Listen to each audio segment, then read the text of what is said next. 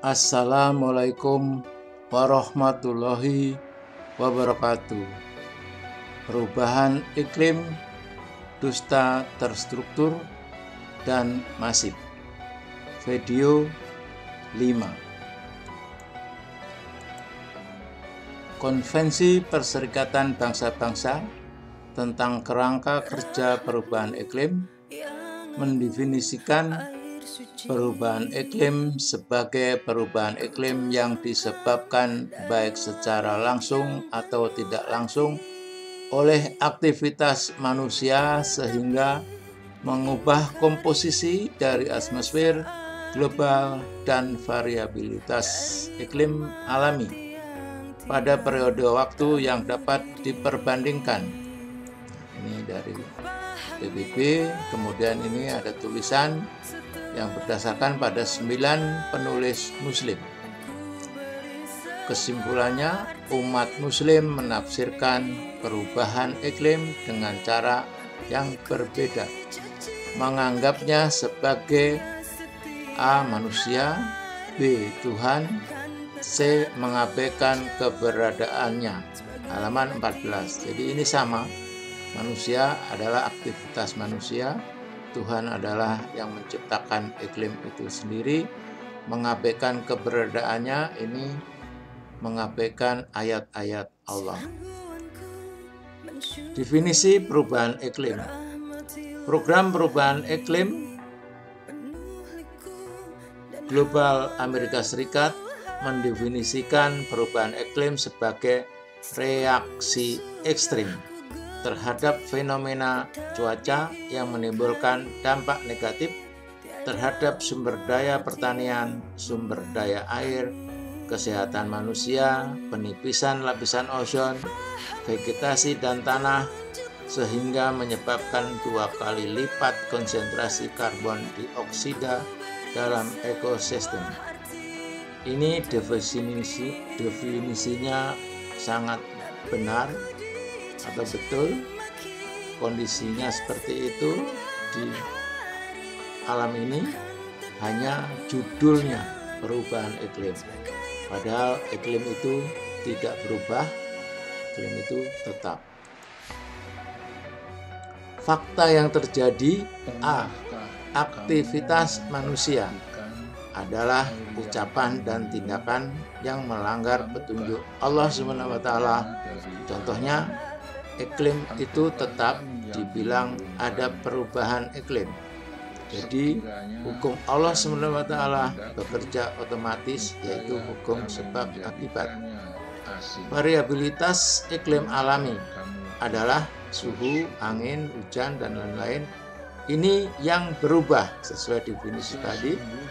Iklim alami ini adalah iklim ciptaan Allah SWT dalam surat Ar-Rahman ayat 17. Reaksi ekstrim ini adalah reaksi dari perilaku salah dalam kelola rahmat Allah SWT. Hukum sebab akibat bekerja.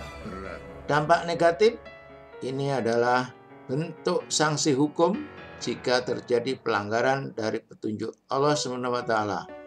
Hukum sebab akibat bekerja. Perilaku manusia yang keenam yaitu mempersekutukan Allah SWT. Jadi tadi reaksi ekstrim itu sama dengan hukum Allah bekerja. Kemudian dampak negatif ini adalah sanksi daripada hukum sebab akibat, jadi sinkron. Ini beberapa penulis.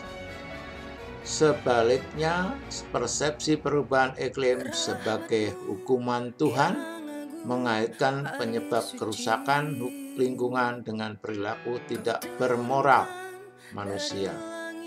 Dalam perspektif ini, orang berdosa perilaku pemimpin politik, misalnya korupsi, perang, atau populasi lokal, misalnya mencuri, berbohong, keserakahan, ketidakadilan, menyebabkan Tuhan menanggapi dengan berbagai bentuk kerusakan lingkungan atau bencana.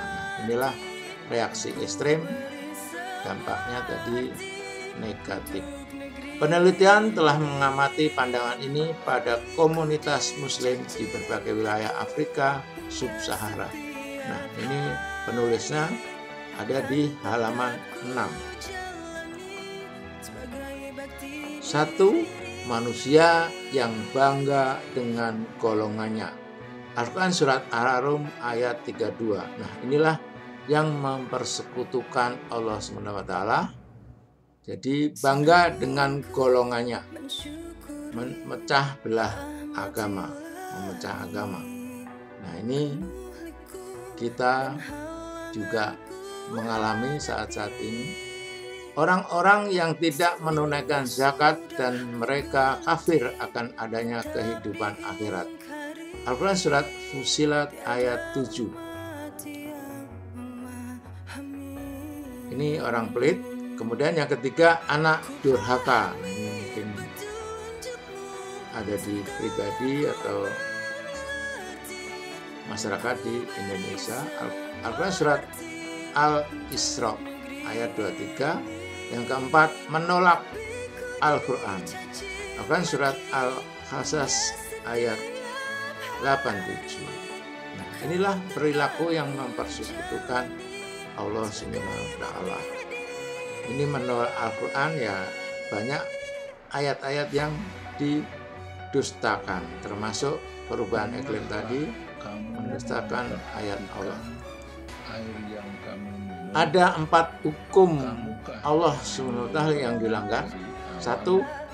Hujan harus disyukuri, faktanya hujan diingkari. Al-Quran Surat Ibrahim ayat 7. Kedua, hujan harus disimpan, faktanya hujan dibuang. Al-Quran Surat Ar-Ra'd ayat 17.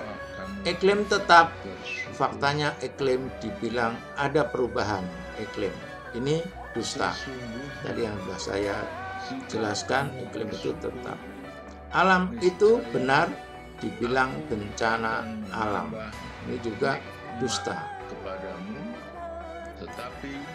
Kemudian yang ketujuh, berprasangka buruk terhadap Allah SWT. Sama ini sinkron juga. Berprasangka buruk terhadap Allah, yaitu 1. Hujan bukan penyebab banjir. Selama ini hujan selalu dikambing hitamkan sebagai penyebab banjir. Surat Ar-Ra'd ayat 17 dan Ibrahim ayat 7. Ada perubahan iklim. Iklim itu tetap. Ini sunatullah. Ar-Rahman ayat 17 dan 18. Nah, 18 ini menanyakan, maka nikmat Tuhanmu yang manakah yang kamu dustakan? 3. Bencana alam. Alam itu benar, sunat Allah. Az-Zumar ayat 5. Bencana terjadi melawan sunat Allah. Nah, ini bukti hujan dibuang atau diingkari, dibilang penyebab banjir. Konsep drainase konvensional, paradigma lama adalah upaya membuang atau mengalirkan air hujan ke badan sungai. Nah, ini dampak dari drainase konvensional ini yaitu adalah kekeringan yang terjadi di mana-mana, banjir, dan juga longsor. Ini Permen PU nomor 12 tahun 2014 pada lampiran 1 halaman 3. Terbukti kalau membuang hujan itu berdampak banjir. Ada perubahan iklim. Nah, ini hujan deras berdurasi panjang yang mengguyur DKI Jakarta pada tanggal 31 Desember 2019 sore hingga 1 Januari 2020 pagi menyebabkan banjir cukup luas di beberapa wilayah.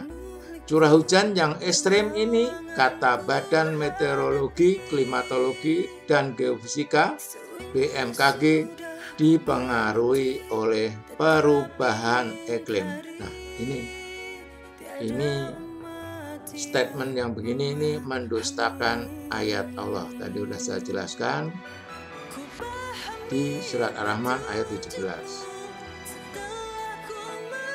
ini juga bencana alam. Jadi bencana alam, padahal alam itu benar. Ini Az-Zumar ayat 5. Nah, itulah yang disebut berprasangka buruk terhadap Allah. Ini akan mengakibatkan datangnya bencana.